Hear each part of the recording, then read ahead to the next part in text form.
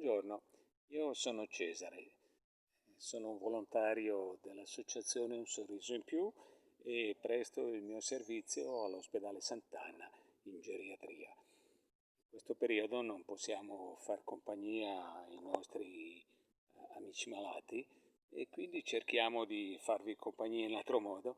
Io ho voluto provare a farvi compagnia attraverso la condivisione di una delle mie piccole avventure. Amo molto andare in montagna, amo molto camminare, amo molto i nostri luoghi, le nostre montagne, il nostro lago e oggi sono venuto sopra a Menaggio, a metà Lago di Como, precisamente a Breglia, un piccolo paesino, dal quale parte un bel sentiero che mi condurrà in un posto che poi guarderemo insieme. Sono venuto quassù con la mia moto perché io amo andare in moto ed eccola qui, ve la presento.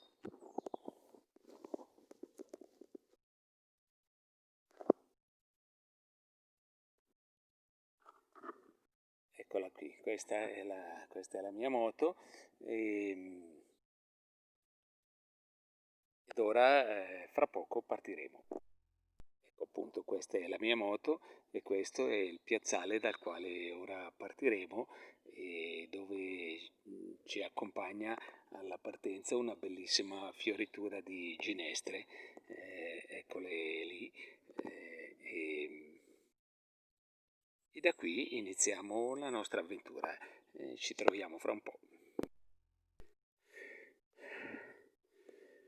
Un ripido sentiero ci porta in quota, ci fa salire e ci fa anche un po' soffiare, ma siamo in mezzo a un bellissimo bosco di betulle e quindi la vista ripaga dalla fatica. Ed eccoci finalmente, siamo al rifugio Menaggio, a 1400 metri di altezza e qui la vista spazia su tutto il nostro splendido lago di Como.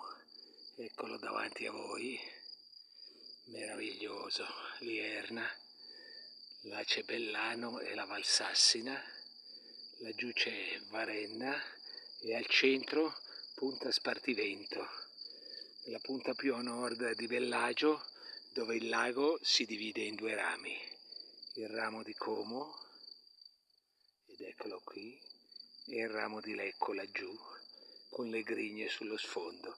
Dietro quei nuvoloni c'è il Grignone, la splendida montagna che sovrasta Lecco. Siamo giunti fin qui, ma non è finita. Se gambe e fiato reggono, possiamo salire ancora un po'. Le gambe e il fiato stanno reggendo e allora saliamo ancora un po', a più tardi. Prima di ripartire rinfreschiamoci con questa meravigliosa acqua naturale che scende dalla montagna. Vi ho detto, siamo a 1400 metri e quassù oggi c'è anche il sole, a più tardi. Qui il sentiero presenta qualche difficoltà e opportunamente il CAI ha messo una catena per chi avesse un po' paura delle roccette, può attaccarsi e viaggiare in tutta sicurezza. Eccoci qua, soffiamo un po', ma siamo su un dosso meraviglioso. Non è proprio la nostra destinazione finale. Là, vedete, quello è la più alta montagna del lago di Como. Questa